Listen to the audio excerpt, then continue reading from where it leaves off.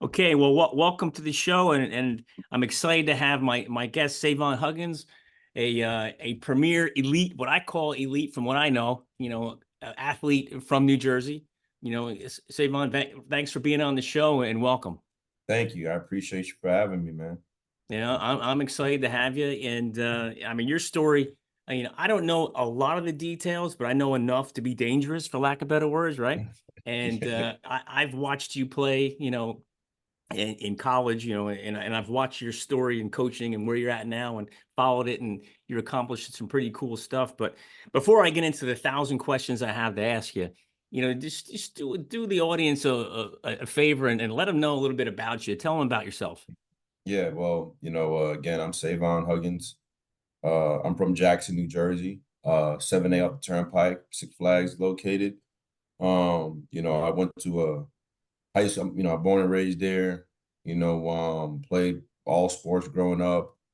Went to St. Peter's Prep in Jersey City. By my senior year, I was fortunate enough to kind of, have my opportunity to go anywhere in the country, having been, a premier high school All-American, so from Gatorade Player of the Year to Under Armour All-American to what that is now, in 2024. Back then, that was pretty unique deal. We just didn't have the media presence that we do now. So, I was, on all the big official visits and all of those things. So it was a pretty cool experience. And I, went to Rutgers. I became the, biggest recruit to ever stay home at the time. Was a pretty, unique deal. So played at Rutgers for 4 years. Got my bachelor's in economics. Had an every extra year of eligibility. Decided to go to the University of Northern Iowa. Out on a whim, got my master's out in sports psychology. Had no clue that I wanted to coach. My purpose goal was to go to the league, give it a shot. And from there came back, train, had an opportunity to join the rookie mini camp and selected with the Green Bay Packers. And that didn't work out and ended up getting a call with the Saskatchewan Rough Riders in the CFL, Canadian Football League.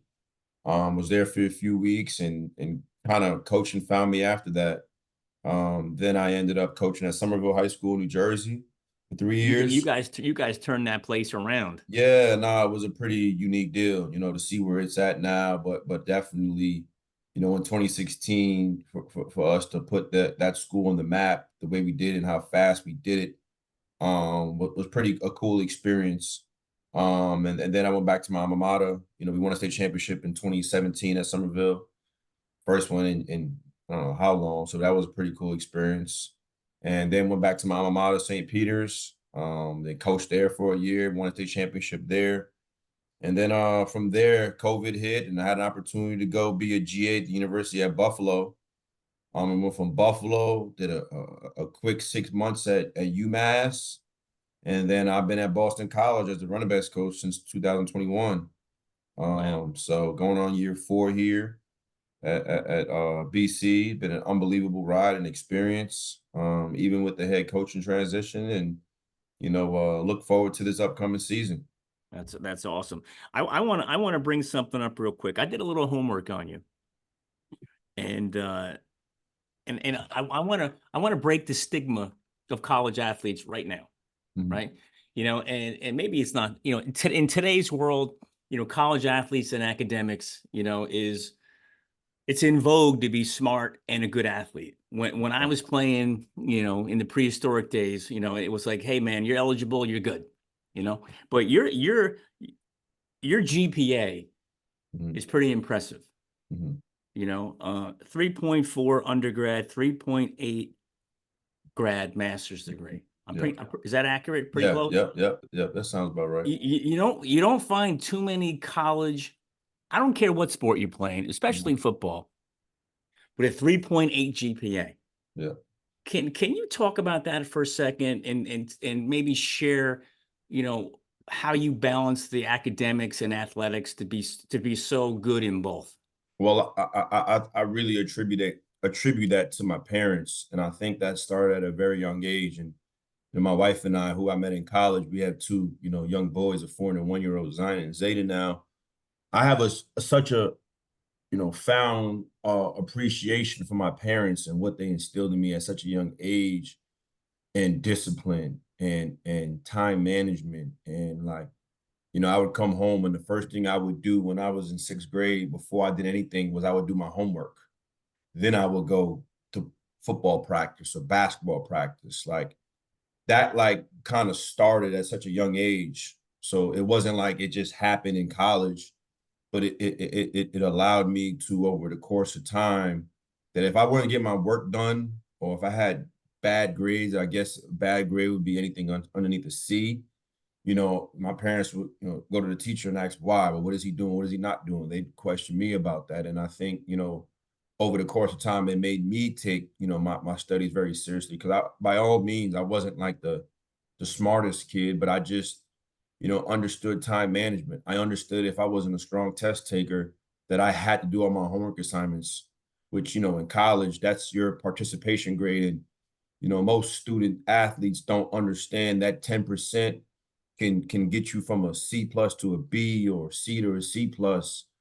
And sometimes they don't figure it out till they're junior in high school. Well, I went to a high school, where like that was what the expectation was. Like you had to do those assignments, like those five, those 5 points accumulate over a course of a semester. And yeah, you can miss 3 or 4 or 5, and that's cool. But like, if you aren't a strong test taker, well, you damn sure better make sure that you truly invest in the thing that you can control, Yeah. because those are easy, freebies.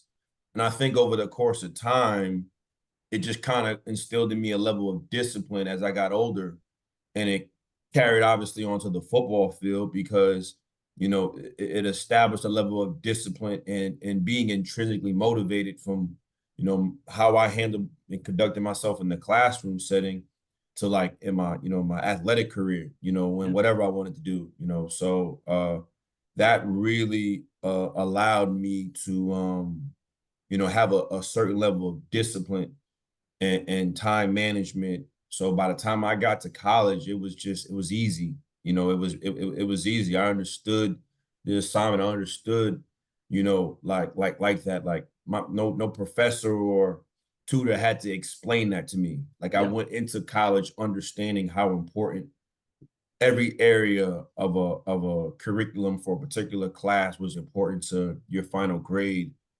And that for me was what I think allowed me to be able to, do well academically, even with the econ. I mean, that was not easy. I mean, No. I had 3.4, but a lot of my econ classes were like C pluses or Bs, but what I would do, I mean, and this, I learned this in high school, was what I would stay after with my teacher. Either I would, we had a free period and that teacher had a free period, I'd go see the teacher. Well, after school, if I didn't understand something, I'd go see the teacher. Well, like over the course of those 4 years from in high school, if I struggled with something, like I didn't go immediately go to my tutor and like I need help. Well, I would literally go to my professor Right. and get information from my professor. Okay, now this is what my tutor, I'm giving it to my instead of my tutor doing the work, I'm doing the work. Yeah. So it made, the tutoring sessions more intentional, if that makes sense. Yeah. So I think those are the things that really helped me from from that. And I think it carried over to my preparation on the football field. That's awesome. Well, you know what it sounds to me, Savon, it's the compounding effect, right? Everything just compounded and Yeah, compounded, because you compound in a positive direction in life or a negative direction in life, right? right. And it sounds like what you learned, and observed from your parents, it just compounded through middle school, That's high right. school, college, and Mhm. now your professional career. But now it's also compounding into the effect of it's going to the next generation. That's right. Yeah, It's going to your kids. Now, your kids, they don't absolutely. understand it right now. They're too little, and Mhm. they're going to probably say, Dad, why we got to do this? I'm only 10, but Right. you know how that's going to go. And boom, next thing you know, Right. they're in high school and college. And hey, it wasn't for my dad and my mom, I wouldn't be doing this, That's right. So that's awesome. So it kind of leads me into my next thought and question, is college athletics. I mean, you were a big time high school athlete. Mhm. Like you said, one of the best in New Jersey's ever had. Mhm. You know, you commuted from Jackson, Yep. New Jersey to Jersey Mhm. City That's right. for high school. God, Mhm. I can't even imagine what that's like every morning. You're probably Yeah. on the bus or train at Yep. 6 a.m., 5 a.m., Mhm. whatever. Yep. Half awake, half asleep, whatever, trying to get to school. Then you got to go to school. But talk about college, Rutgers, Northern Iowa. Being a college athlete, how did all that contribute to your success, your personal growth and development now? Wow. Um, you had to be intrinsically motivated. And it's funny, I was on the phone with a prospect from New Jersey that's from my hometown. And we were talking, and I was like, man, it warms my heart that in 2007, when I decided to make that decision to go to a school an hour and 45 minutes from where I'm from, to see two kids go to Notre Dame, another kid go to Fordham. I'm offering two kids now that I at Boston College that are from my hometown that go to a school in Princeton, that go to a school in North Jersey. And I remember back then it being so foreign. But man, like that experience in itself prepared me for like anything, if I'm being honest, because like even when I'm recruiting, at this level, and I talk to a kid that you know goes to a school where it's a little bit of a distance in terms of getting there. I know everything I need to know about the kid before I know him personally based on that, because it really isn't for everybody.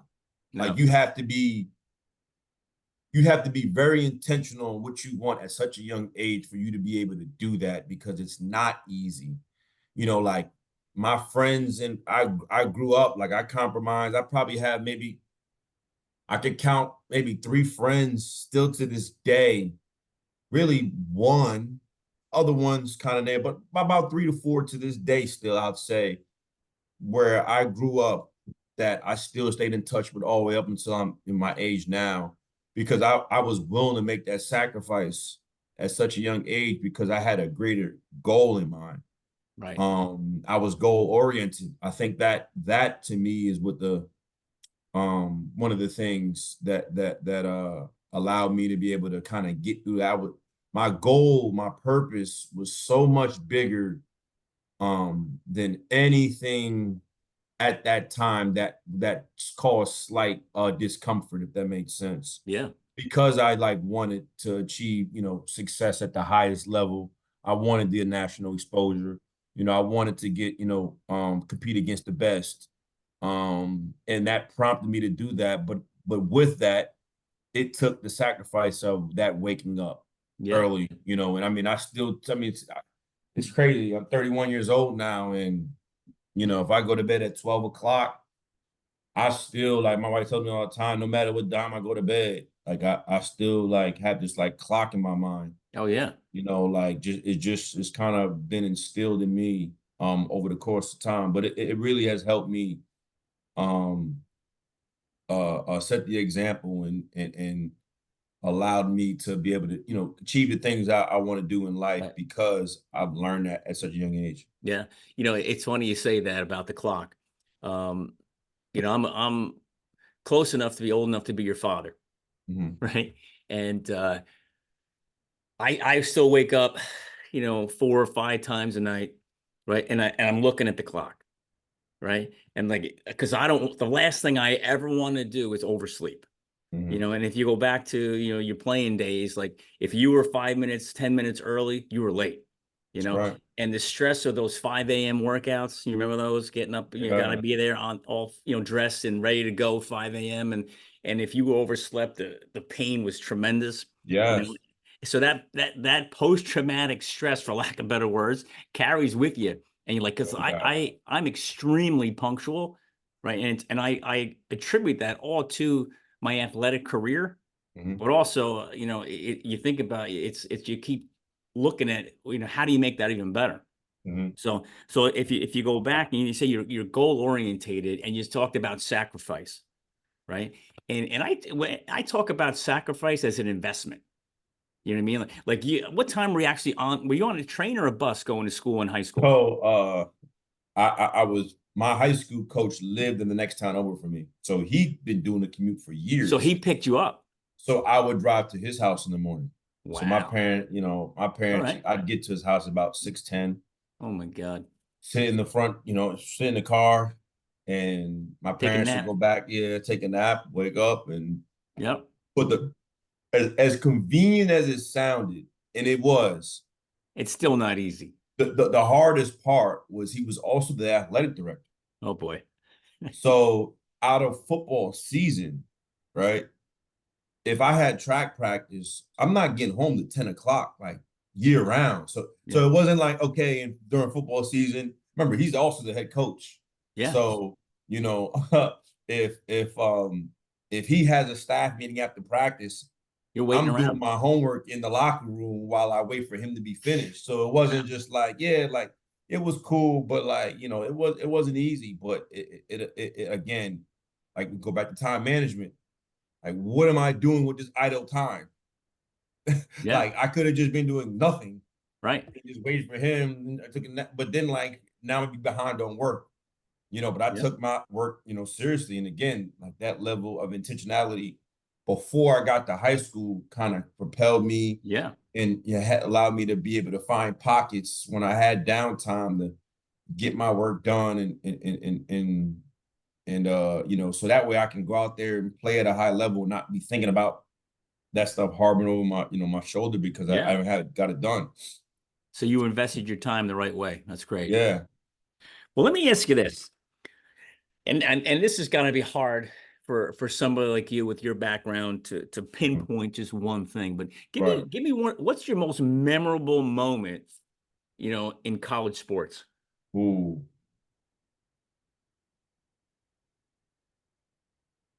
I'd say one of my most memorable moments was good, bad, learn like what do you like in terms of what? Anything like, man, that's it. That's the moment that stands out for me the most. I'll give you one. I remember when I carried the ball 41 times in a game. I had about 180 yards rushing in a game. Um, for me, that was so big because I think it might have been might have been a sophomore. I forget what year I was. I think I was a sophomore.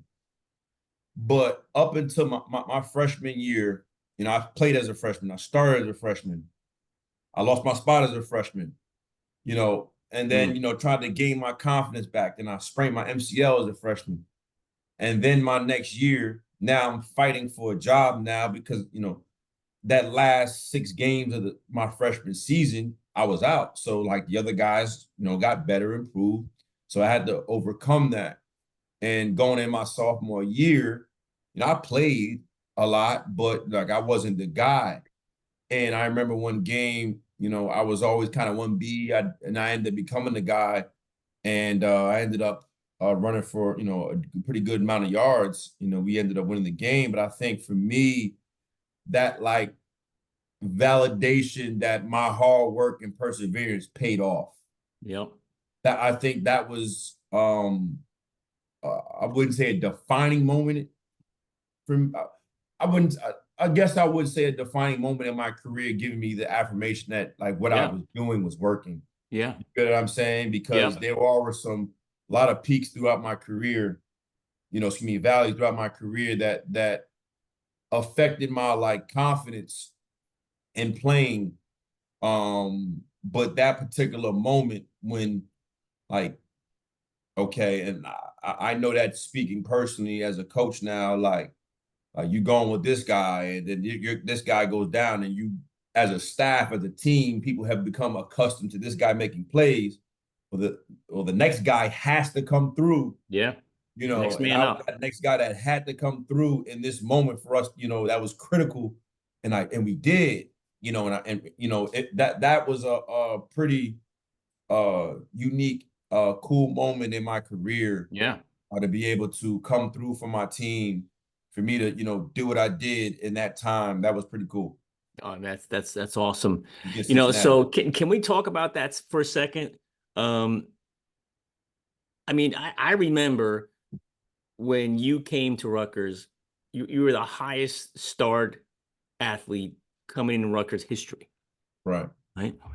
And you were, I just remember the press and all the thing going on, and Yeah. like you were the guy, and you get your spot, you're starting as a freshman. Can you talk about the how that affected you mentally, the your identity when you said, like you said, your sophomore year, you lost your spot for a minute. How did you handle that? Because there's so many kids out there right now, right?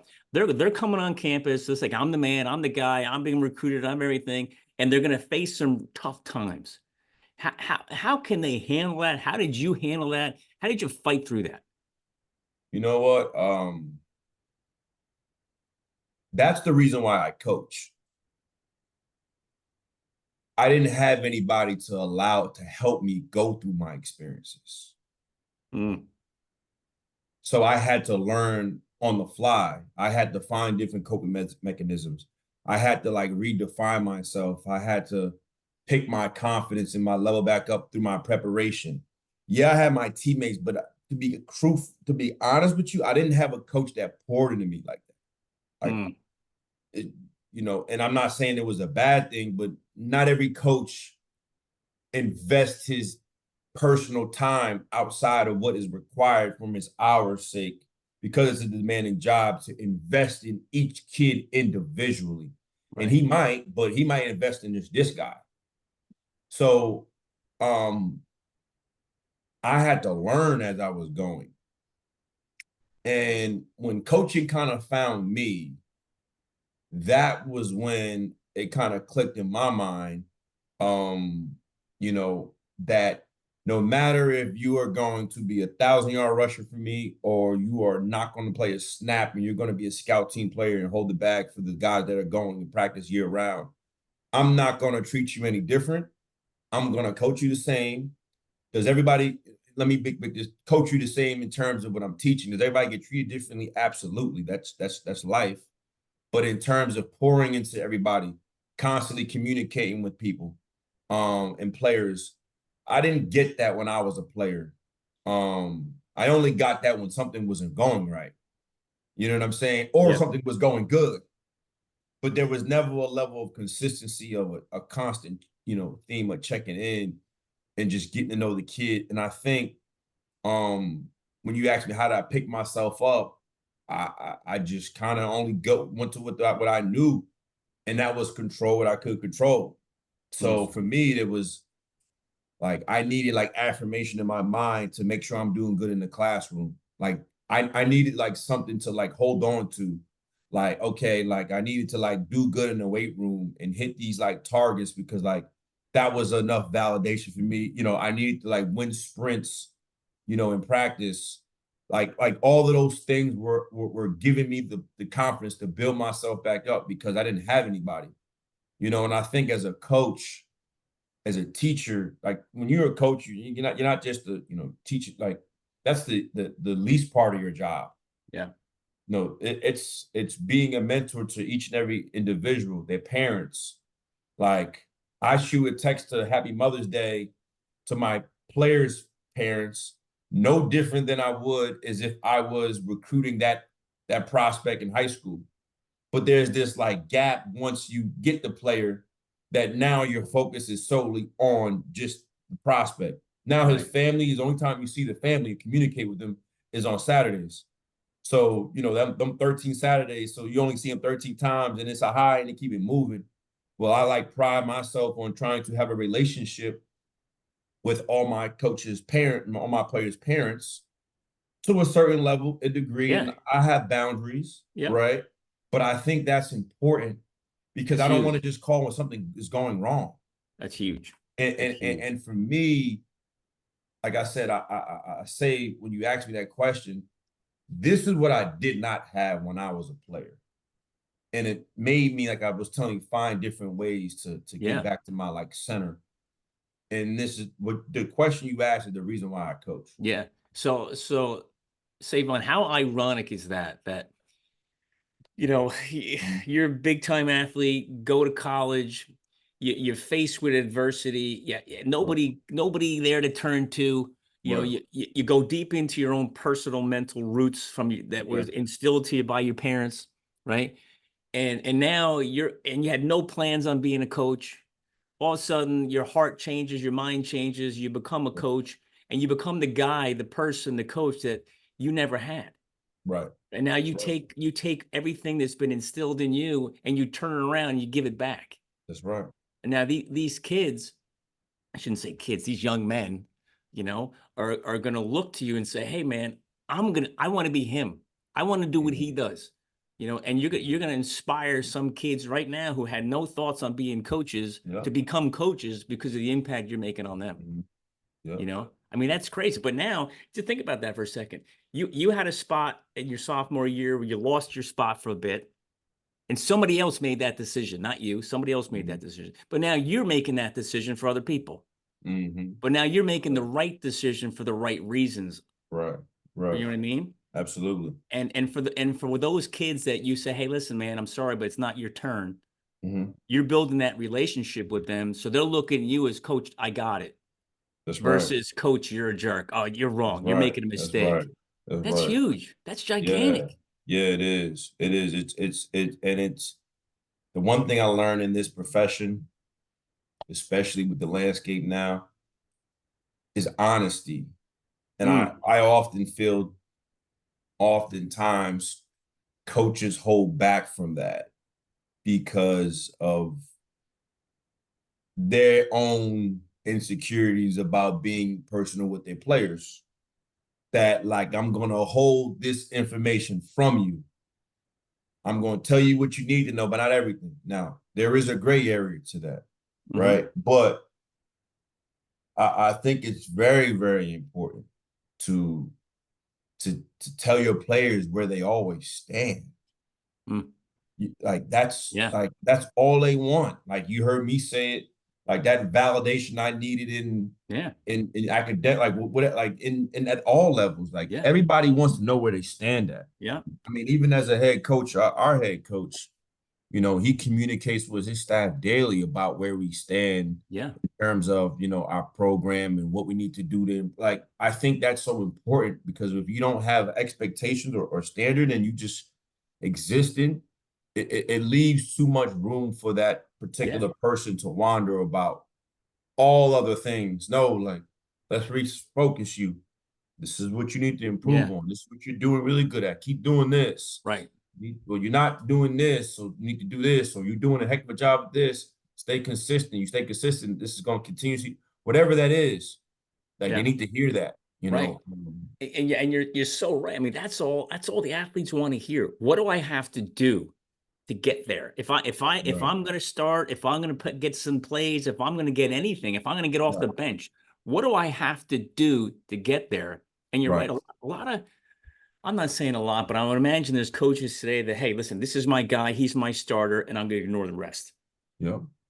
But man, that's awesome. So your aspirations. I, Mhm. I I know you're the running back coach up at Boston College, big time Right. program, right? What's your future looking like? What do you if you can paint the picture? Hey, man, this is where I see myself. What are you doing? I would say, one day I'd have aspirations to be a head coach, and I think what I'm doing now will continuously help me do that.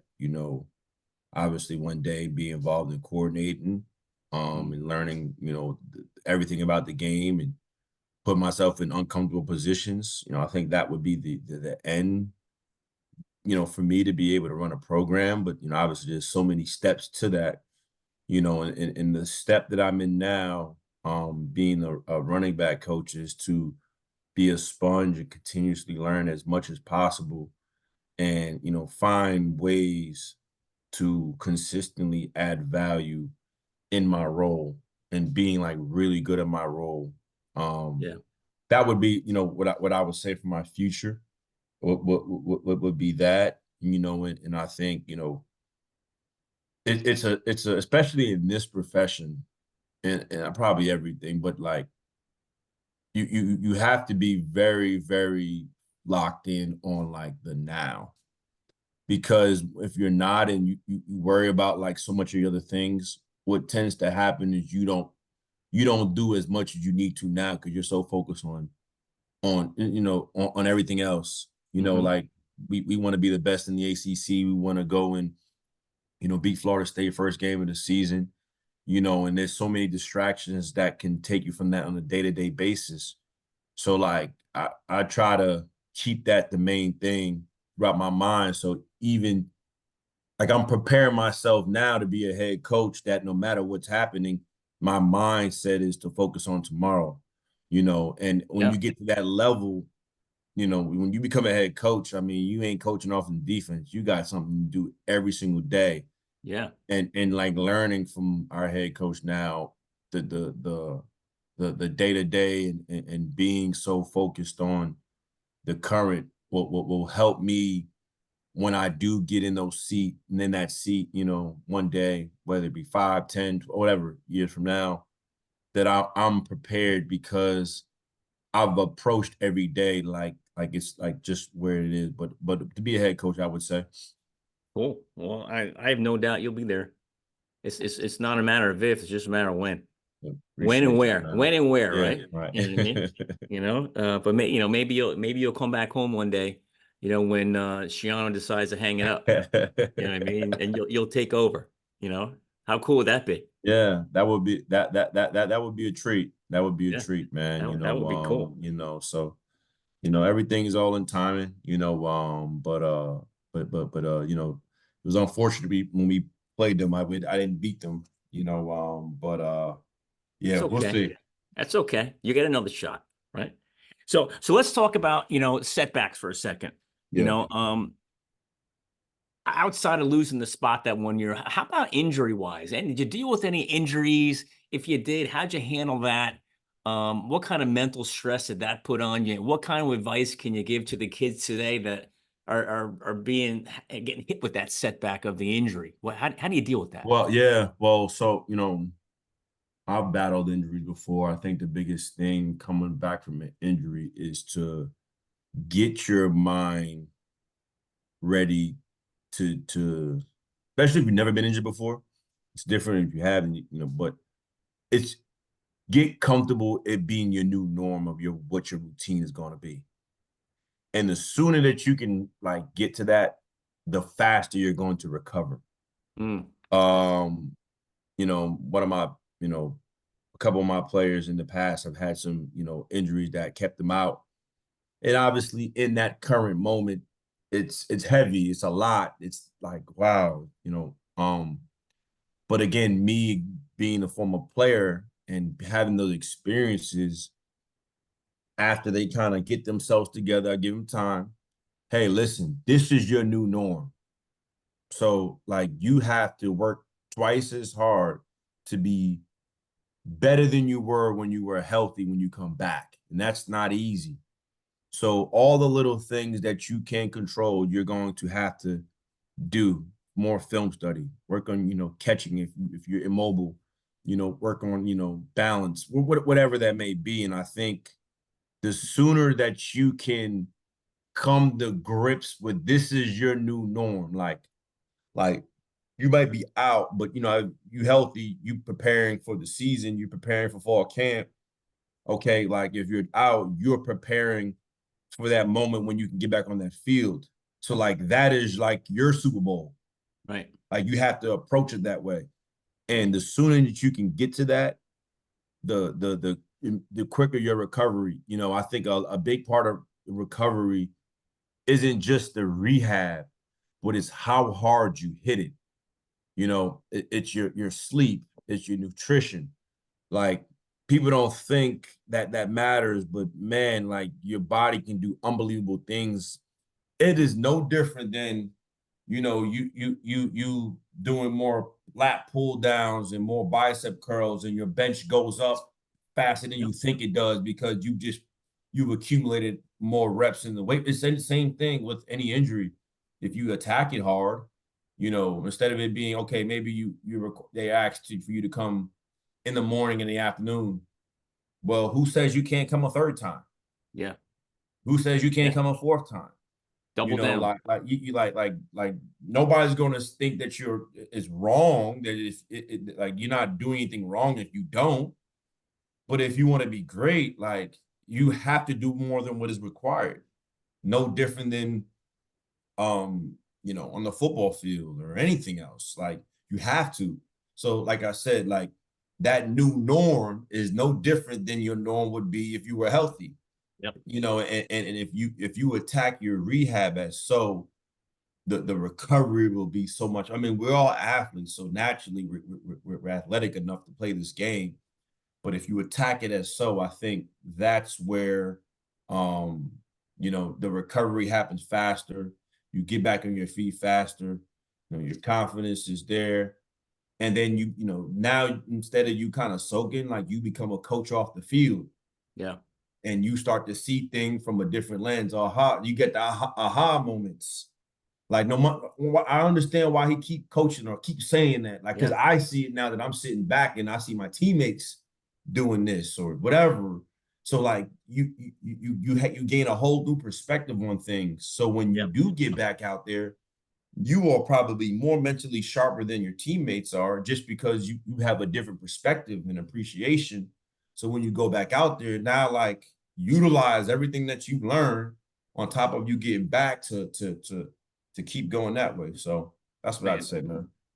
Well, Savon, you said something a minute ago, do more than what's required. Yeah.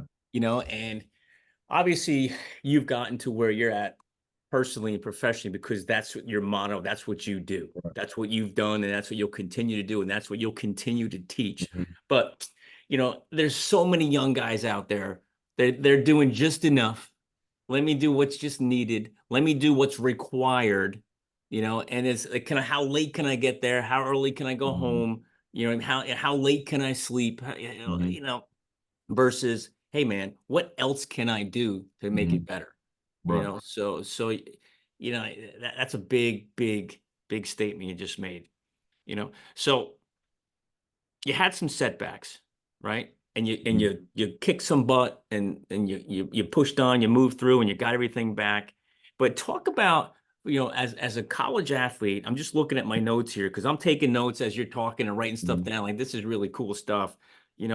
It's not like and this is no disrespect to the Division III players. I mean, those guys are true heart and soul football guys. They're they're paying to play. You know what I mean? Right. But to play at your level, you were playing big time. It doesn't get any bigger.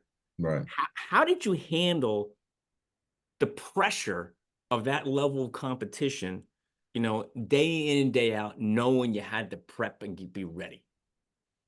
Ooh, it's one word, is preparation. Like, and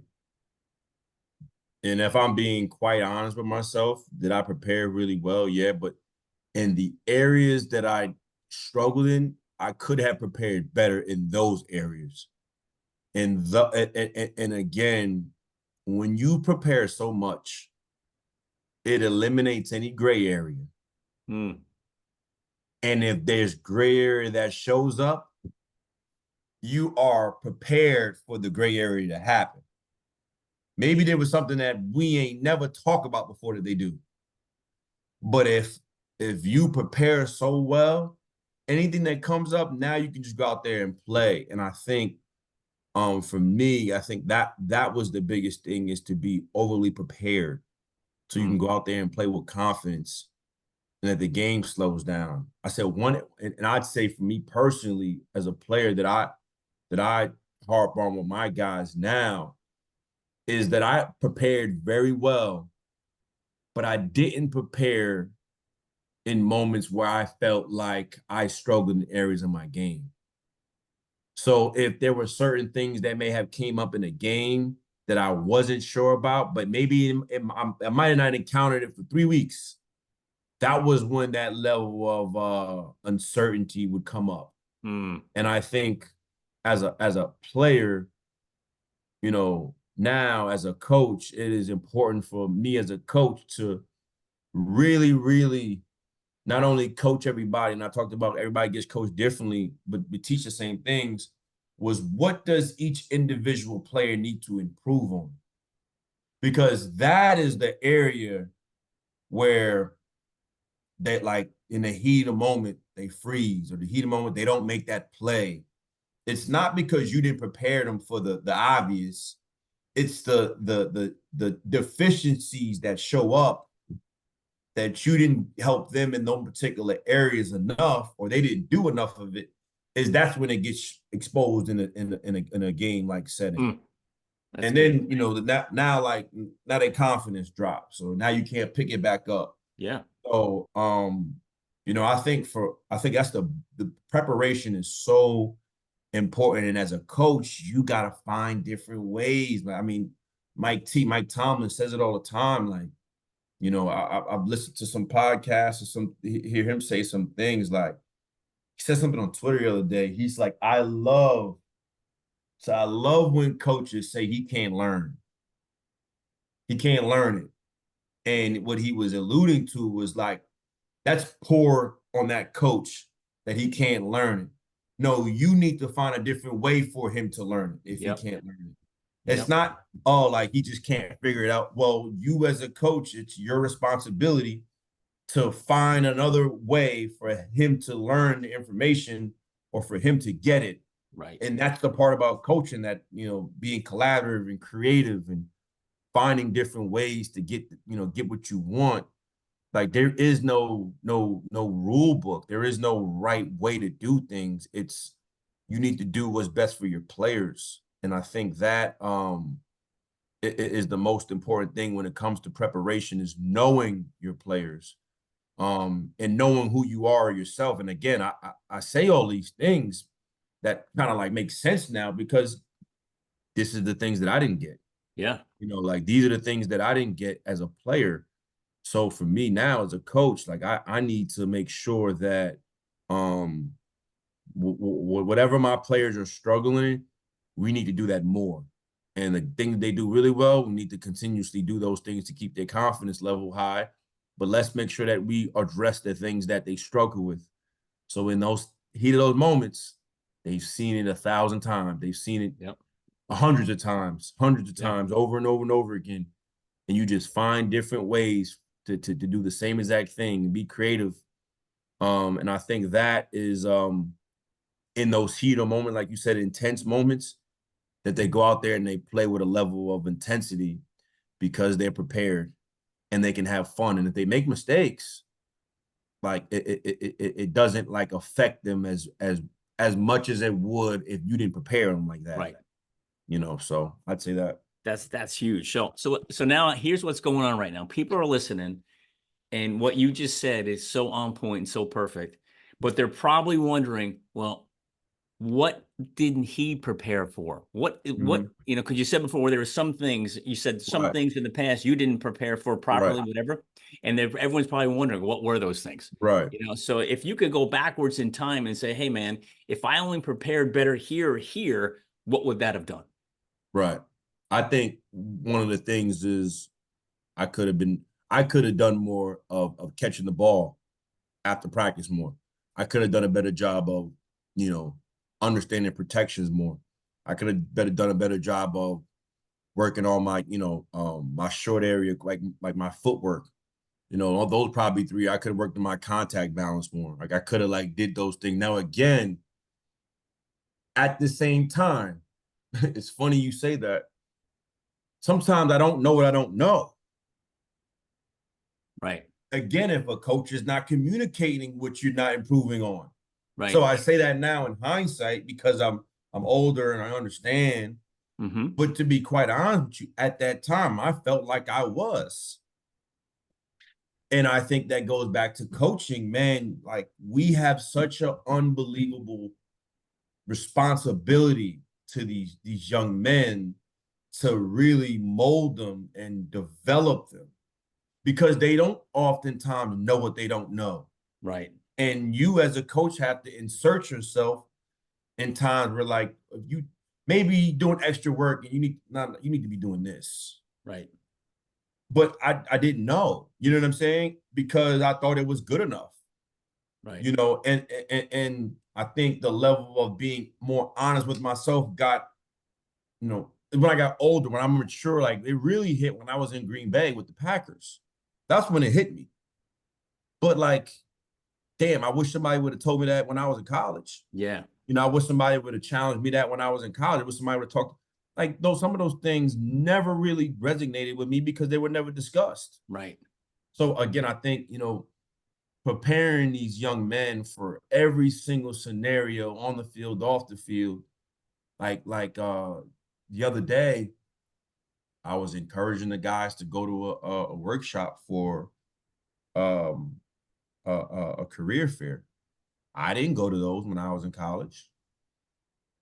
I told them that I encourage you, and I don't think everybody went, but a few guys went. I said, because you never know what that's going to lead you. Well, said, tell them to call me. Yeah, absolutely, seriously, because I'd love to talk to them. Because I think that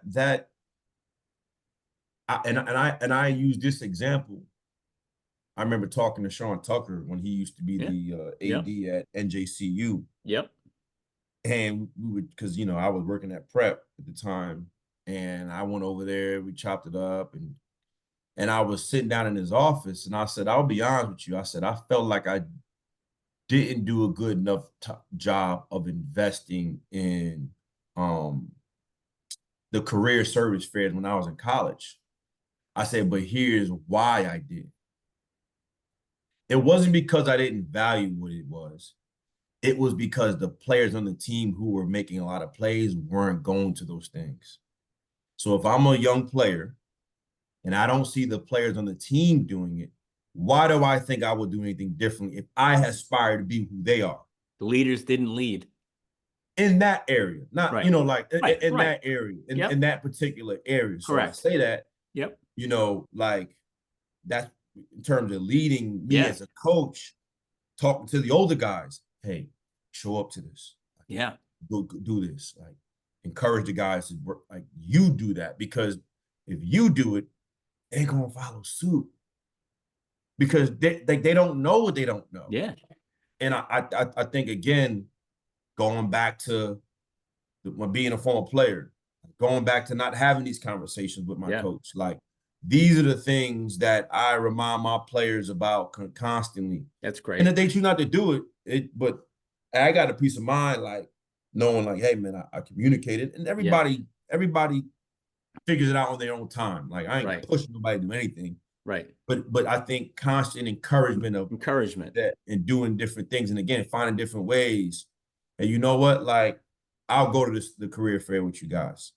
Hey, we all meet up together. Like that's great. Again, as a coach, you just gotta find different ways to get what you want, because it ain't all like the people nowadays, or players nowadays, and I think everybody, but definitely this era of student athletes, more than any other time before, want to know the why and the how.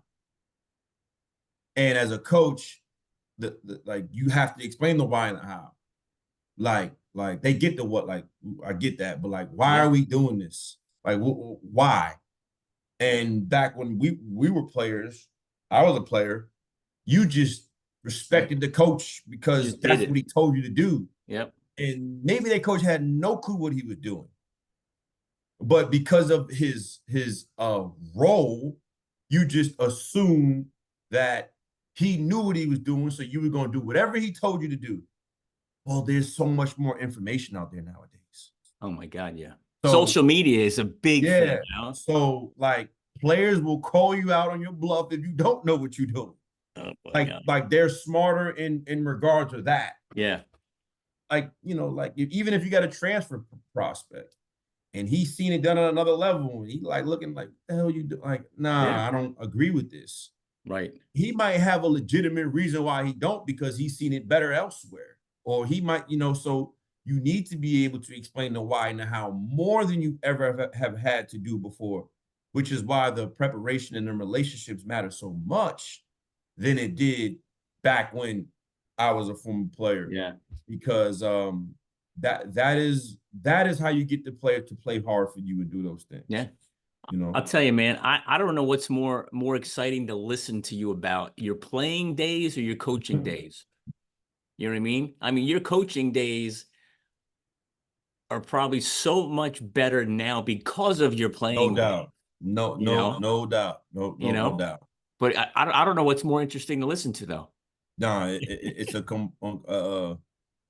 compilation of both, but definitely the coaching, because you know what works and what doesn't, and Yeah. you know if they buy into it, that it's going to Yep. work. Like you know the result as a coach if Yeah. you just do X, Y, and Z. Right. Now it's just getting them to explain why you need to do X, Y, and Z to get there. You know. Yeah. Oh yeah. Yeah, no, So definitely. so let's talk about that for a second. The transition from out of sports, even though you're still in sports coaching, but talk about when you took that helmet off for the last time. You know, I mean, that's probably one of the most emotional days of any Yeah, athlete. Hey, because you don't really know when that last day is coming until it hits. no doubt. So talk about that change of identity. Hey, I take the helmet off. I'm no longer a football player. You know, now how you thinking? Like I said before, when I finished playing in 2016, and I got, I didn't get signed on both the NFL and the CFL. That was rough. It's funny. I laugh when I hear people go through this because I tell them, man, you be all right. Like it's normal. Like because you're in such a routine your whole life, and then the routine of this just stops abruptly with like so much uncertainty about tomorrow because you aren't playing on a team anymore. Um, so like your new norm has changed. Mm, So like that was a challenge for me because you know I would say that I was still training in those things, but I'm like, what am I training for? Yeah, yeah. like what am I training for? Like, all right, I'm hoping I'm getting a call. What if I don't get a call? So like you got all these different thoughts in your mind. So all right, let me go back and you know, my major was econ. Let me kind of go into this space and figure out, like a job, get a job. Now, I guess this is what I'm supposed to do because I'm not playing right now. This is what they all say, right? Like this is what they all say. All right, have a backup plan. All right, let me go and try to, reach out to some people and see if I can get an interview and like just for whatever reason didn't feel right. So yeah, that was rough. I think no matter who you are, I mean, you hear Tom Brady talk about it. Like everybody goes through this, because it's become the new norm for you. So I think the easiest way to make your transition smooth, because you're going to go through it, even if you have a backup, even if you have something to fall back on, you're going to go through it. It's inevitable because it's your being, it's your life for all these years. It's just, I think people nowadays are doing it more than they've ever have. It's almost like they got two occupations. Like they're an analyst and they're doing this or they're podcasting while they're playing. So like when they go into it, in the professional athletes do it more because they have the means to do it. But if you can truly find something that you truly enjoy while you're still playing, and it don't and I think there's been so many examples now where you can invest all your time into your sport while still doing something else and it not be compromised from you getting there. I think that allows your transition to be a little bit easier than it has had been in the past. But it wasn't easy at all for me, man, because that was just everything I knew. But I think the when the coaching found me, like I had the Green Bay Packers workout in 2016, May of 2016. Didn't get signed. So in June of 2016, I'm coaching high school football in the summer. So like my mind was occupied, right? In the summertime, I'd work out in the morning and I'd coach. So I had something to look forward to. Then I get a call in the CFL around the 4th of July of 2016. Okay, so like maybe this dream could continuously go. So I'm there for 2 weeks. I come back around July 21st. I'm back home, still trying to figure this out. So I'm training, but I'm still coaching. So I had something to look forward to And I think just over the course of time, all right, now I'm in fall camp with this team and I'm coaching that. Like Yeah. still trying to figure it out. I'm training, but I had something to look forward to. And like I said, that I think helped me a little bit. Mm-hmm. And and then all right, now I'm doing this. I need to find a way to make income. Okay, I become an instructional, a permanent substitute teacher in the school district, just as a placeholder to figure out what I want. So Yeah. just kind of like I kept keeping my mind occupied. I Yeah. think is what as I kind of come to grips with the answer to give to people is keeping your mind occupied on different Yeah. things. I think allows you to transition smoother. Yeah. Well, it sounds like, Savon, you redefined your purpose, right? Yes. It took a little bit. Hey, what do I want to do? But let's talk about that. So you took your helmet off. You're trying to figure out what you want to do. Do I follow the econ route? What am I doing? When did the coaching calling, like when did the aha go, hey man, this is it? And how did you know that? Mm. Uh, so I went back to my alma mater and coached in 2018. And like, excuse me, I finished the 3 years at Somerville. So going into the 2019, I got hired at my alma mater in the school in January. And I kept hearing about this coaching convention. All right, let me try it out. So in the past 3 years, I never went to a coaching convention. So I went to the coaching convention in Nashville in 2019 in January. And I'm walking past and I see David Shaw, the head coach at Stanford, who was the running back coach at Stanford when Jim Harbaugh, who's not a head coach Yeah. of the Los Angeles Chargers, was the head Yep. coach. And he's like, hey, Savon, what's going on? How you doing? What you doing now? And I just start to run into so many people. Kyle Flood, who's now the offensive line coach at Alabama, he's the OC at Texas. He was the O-line coach at Rutgers when I was a player. Yep. I mean, he was also our head coach. So like I'm running all these people and I'm just sitting there like, damn, like this guy. I remember when he was like Coach Flex. He's speaking in one of the auditoriums. I remember when Coach Flex was the freaking receiver coach at Rutgers. Yeah.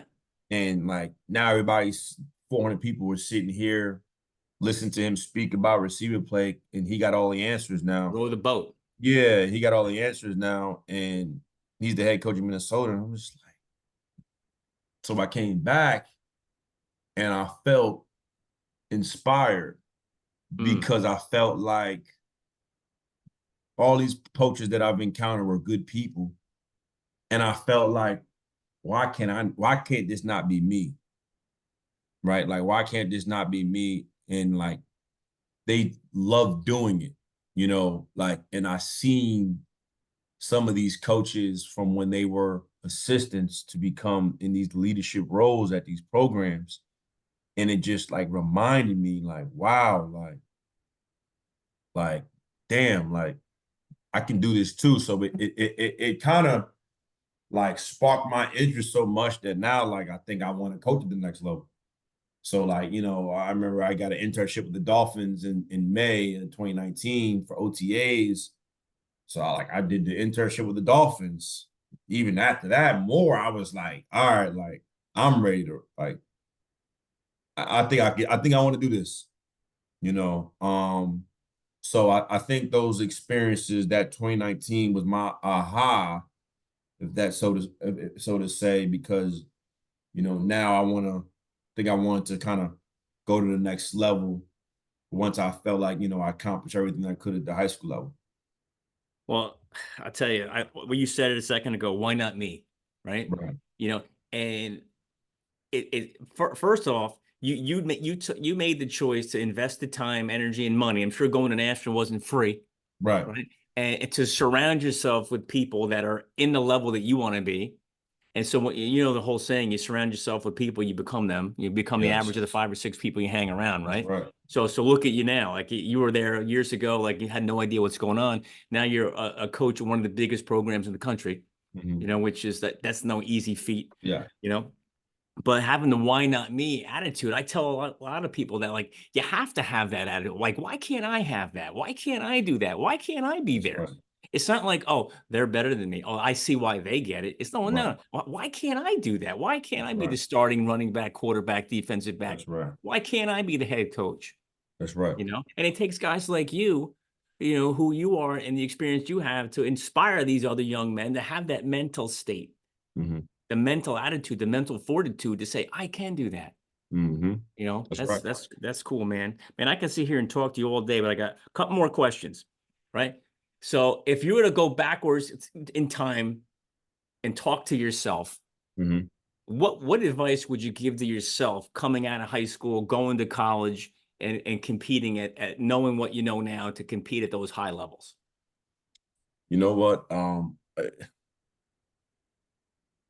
It's funny you say that because at that time I feel like I maximized everything I could do. I'm not just saying that. I feel like I did everything right.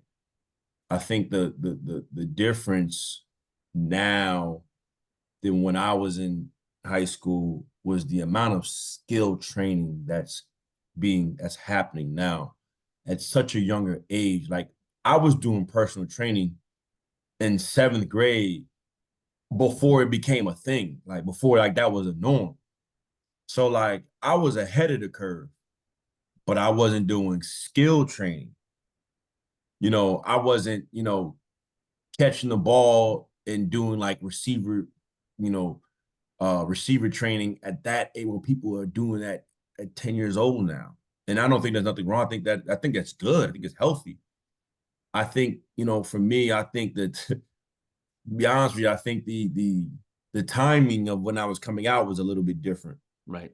Um, the one thing I will say though, and even then I sit here and say that because I feel like everything I kind of went through was new. Like everything that I was going through was the first time going through it in regards to like nobody before me was an example, like did it the way I did it. So like I didn't have examples. Like Minka Fitzpatrick, who went to my high school, I was the example for him. Brandon Wimbush, who was Notre Dame, I was the example for him. The Amendola twins, who started at Notre Dame, who were both from New Jackson, who was the first person to go from Jackson St. Peter's Prep? Well, I was. They went to, and went to Notre. So like they saw what I did and took and learned from me. Like another kid from my hometown went to Fordham, and like he battled. I remember him battling some things in college, and I remember his father called me and said, "Hey, you need to come over the house and talk to my son because he's going through a rough time." So I sat in his living room and I talked to him. Like I didn't have that when I was, Yeah. his age. And I think honestly, I think just the times, to be honest with you, I don't think I was doing anything different, to be honest with you. All I, right. I really don't. And I say that because, that was what I was doing was different than everybody else anyway. Yeah. I would say I would probably have done more skill training. Okay. That would be something I would have done differently. But you know, I would have wished maybe my coaches probably communicate with me being prepared for more adverse situations, but like everything came natural to me. Yeah. I was the hardest working person on the team, right? Like I was a captain at early. So it wasn't like I didn't do anything. I did all the right things. I think it was just, timing, man. I Yeah. think it was just timing. Okay. Last question. And this one might be an easy one or a tough one because you don't want to tell this, but being that you recruit, right? Mhm. And recruiting is the hardest job. Yeah. Coaching is easy compared to recruiting. Mhm. You get some of these young men, hey, I'm in, I Right. verbally commit, and boom, they're Right. somewhere else. Or Right. or they come in now with the whole transfer crap. They're transferring out. Like, what the Right. heck? You spent all this time, and you convinced Right. their That's right. family, everything, right? What advice can you give to current players, about making the right choice for the right school Mm. at the right time? That's a very loaded question, and it can go in so many different ways. Um, I'll speak from my experience really quick, and then I'll share that because I think it's important to hear a coach's perspective and then a coach giving advice to a prospect and his family.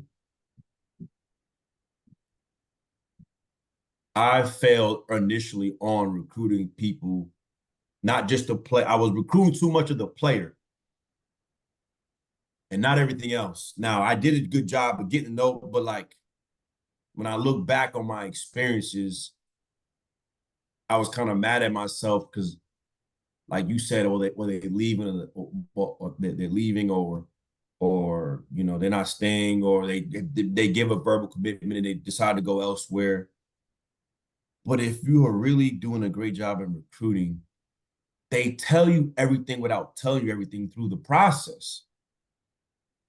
So I go to say to a prospect in terms of making the right decision is really identify it, what it is that you really want to get out of this process. And focus on that, because what starts to happen is you may have about 5 things that's are very important to you. And then you start getting more attention garnered to you. So like now those 5 things as you once said mattered, but now like you care about other things.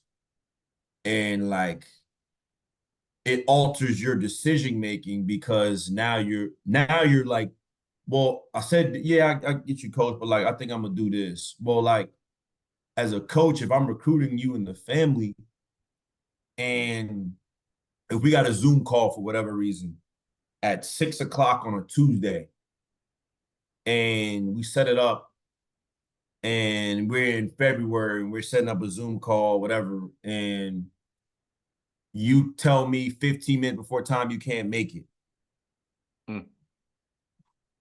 As a coach, I should know right then and there. Now, I'm not going to knock the person, but you knew you couldn't make it like earlier that day or the day before. Now, it'd be different if you called me at 1 o'clock and was like, hey, coach, I might be running a little bit late. So, like, again, I say that from a coach's perspective, like seeing early signs on who fits your personality. And then from a prospect's point of view is like the 5 non-negotiable, whatever the 3, like if you say academics is important to you, don't say that. Don't like you say that and then it isn't. You know, like Right. like be true on your word. I said because when you start getting more opportunities, man, it really truly makes you indecisive. Let's just call it what it is. People are getting money nowadays. If I'm a prospect and that's something that you want to explore, say that. Right. Like, be honest. I don't think it's a bad thing. You know, like development. Like people use this word development so much. I want to get developed. I want to get developed. No, you want to go to the school with the biggest logo. No, you want to play in front of 90,000 people at home. I said, but is that going to help you get to the next level? If that's what you want. Right. If you don't want that, well, again, me as a coach, I need to be able to see the signs of what really fits this personality in terms of what I'm looking for. So I think academics should be always the most important thing. I think, you know, life after football is a very important thing. And I think about, you know, the opportunity to contribute early if that works, if that is. Who has that coach developed? Like those things to me are like non-negotiables. But other factors come into play. And like you said, in the heat of the moment, making decisions, now those 4 things aren't as important anymore. A coach just gets hired at another institution. He comes in or whatever. I'm just giving you an example. And, you know, now you're entertaining it. Well, wait, you said relationships and academics are important. This school is not an academic institution. So what really is it? Now, if it isn't, then just be honest. Yeah. But if we are starting off on that foot, it's going to happen at the next level when I'm coaching you. Right. And Coach Hurley from at UConn said it best. Like and it's funny how it has gone viral because he won 2 national championships. But Coach Hurley been like this when he was at Rhode Island. He was like this when he was, you know, like well before he became coaching at UConn. Yeah. It's just because he's on the platform now that people are listening more. But I think, in terms of who we are recruiting, like we want kids that's going to go to class. We want kids that are, going to serve in the community. We want kids that love football. If those 3 things don't like if I'm as a coach, if I don't see those things, Boston College ain't gonna be for you. No. And I'm okay with that. I wouldn't have been okay with that a few years ago because I'd have been chasing. I'm like, nah, I'm not doing that because at some point you are who you say you are. Yeah. And I think, as a prospect, identifying what it is that you want to get throughout this process, and you need to take those schools seriously. Yeah. Take money out of the equation. And oftentimes money becomes so much of the focal point because the real money, if I'm being honest, is at the next level or as if you produce in college. Right. Yeah, they might give you some money on the front end. I get that. But compared to what you can make, it's really chump change. Yeah. But like prospects don't see that because they haven't been exposed to it. They don't know that. They just think, oh, I'm going to get cool. Right. Well, then, I say you look at Zay Flowers for us, what he was able to achieve. I use this example all the time. You had Zay Flowers and you had the receiver for University of Pittsburgh. But he plays for the Minnesota Vikings. So he won the Belinikoff Award at Pitt. Zay Flowers, obviously didn't. So the Pittsburgh receiver goes to transfer to USC. Zay Flowers stays. Now, mind you, that Pitt receiver won the best receiver in the country. Who ends up getting drafted before him? Zay did. Like that couldn't have been a better story, but like Zay's background, and I'm not saying that other kid didn't, didn't have, but like what it is that you identify, like we as coaches, especially our staff, we evaluate everything because you say everything without you even saying anything.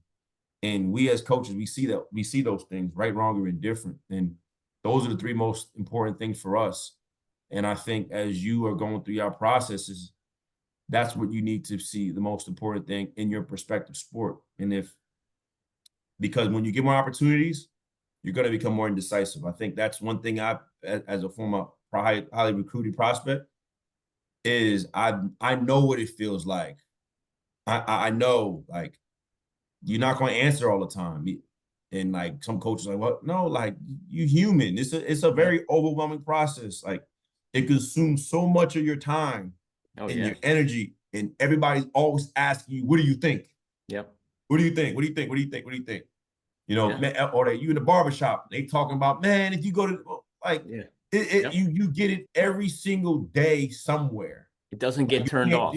It's never turned off. Even if, so I get that. So I think, identifying what is important and sticking to that, and stating that when you're going through this process and, just be ready because, you do what you're supposed to do. You will get compensated for it. And now, like, you need to be able to prepare for that scrutiny that comes with it, at this level. Like, you're not an amateur anymore. So it goes even more to when we first started this interview about why I coach is you got to pour into these kids way more than you ever had to. Oh yeah, because there's so many distractions that you aren't in control of anymore, and it's at this device right here. That device changed in Twitter, changed Instagram. The world. Changed the world. Yeah. So. Well, I love what you said, man. Your three points on recruiting. Hey, they got to want to go to class. They got to want to serve the community, and they got to love the game. Some guys show up, if I go back in my world, some guys showed up and they didn't love being there.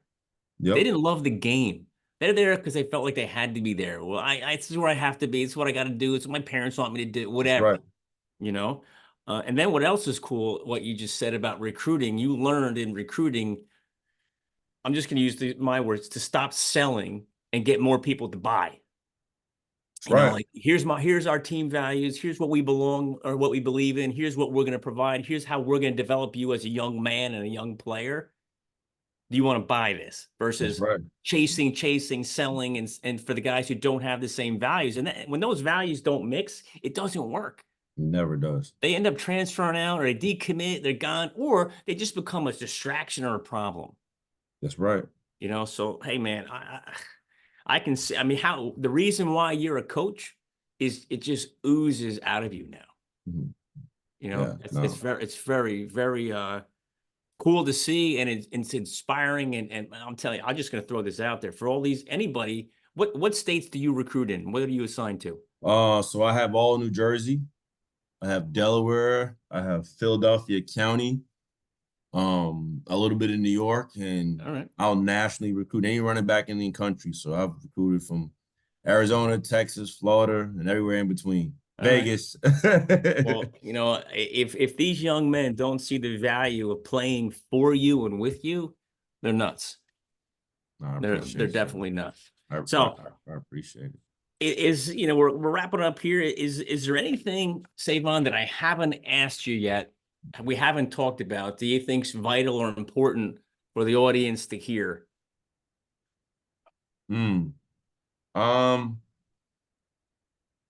I say just as a former athlete, I wouldn't say, this is more so of a statement, is the sooner you can find your purpose in life, the quicker you'll be able to conquer anything that that comes through, whether it's good, bad, or indifferent.